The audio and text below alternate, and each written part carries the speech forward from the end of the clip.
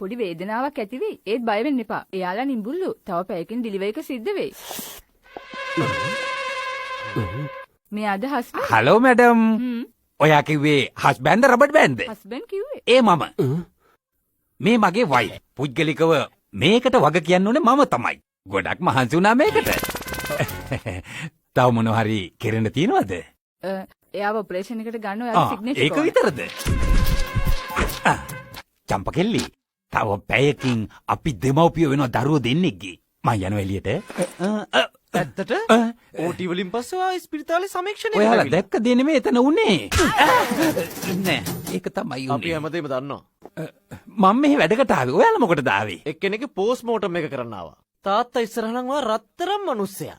එතකොට මේ මොනවද? මේක නරක පුරුදු ගණයට වැටෙන්නේ නෑ. මේක වැටෙන්නේ චේන්ජ් ඕවර් ගණයට. රිලැක්සේෂන්. අර ඕටි ගමනට මොකද උනේ?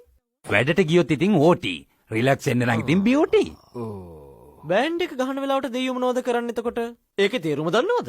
ඔයා කිව්වේ ජම්බඩ මියුසික් බෑන්ඩ් එකක් කියලාද? no idea. මං ඔයාලට දවසක් දෙන්න.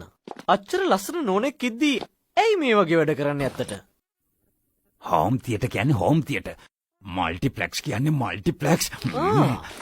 ඇයි ඔච්චර කැත විදියට බලන්නේ? සර් ඉතින් ඔයාගේ වයිෆ් මැනේජ් කරේ කොහොමද? බිරින්දද? මම එනකොටම දොර ඇරන් දුවගෙන එනවා. පත්මා මං මුළු දවසම ඔයා ගැන හිත හිටියේ. බොස්ගෙන් බැනුම් අහගෙන වරුවක්ම නිවාඩු දැම්මා. මගේ සොඳුර ඔයා ඉන්න එක මට ආශිර්වාදයක්. ඒ හොඳටම ඇති. ඔයා කැමති ඕනම කැම જાතියක් මේ සිටෙවයි. මං හැම જાතියකම චුට්ට ගන්නවා. පත්මා ඔයාගේ කෑම නම් හරිම අරුම පුදුමයි. ඒ හොඳටම ඇති. එයා ඔයාට ගොඩක් ආදරය කරයි. ඩාලින් මට මෙච්චර කෑම જાති කන්නත් බෑ. ඒත් මං මේවා නාස්ති කරන්න කැමතිත් නෑ. ඉන්නකෝ මම පෙන්නනවා හරි ඉක්මනටම කෑම කන විදිය. ඔන්න බලන්න. පස්සේ එයා ඔක්කොම කෑම ටික ගිලගෙන යනවා.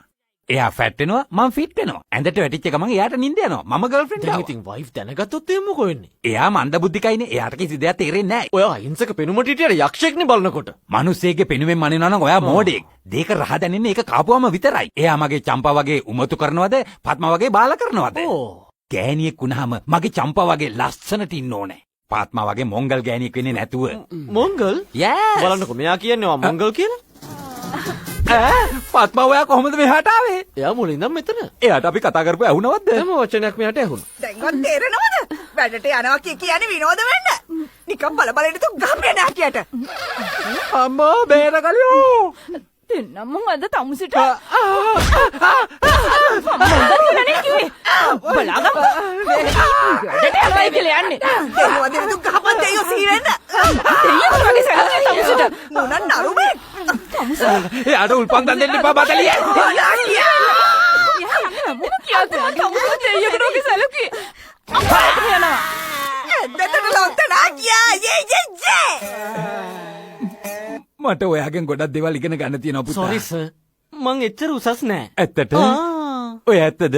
ඔයාගේ පරීක්ෂණේ ආය පාරක් කරගන්න. හරි.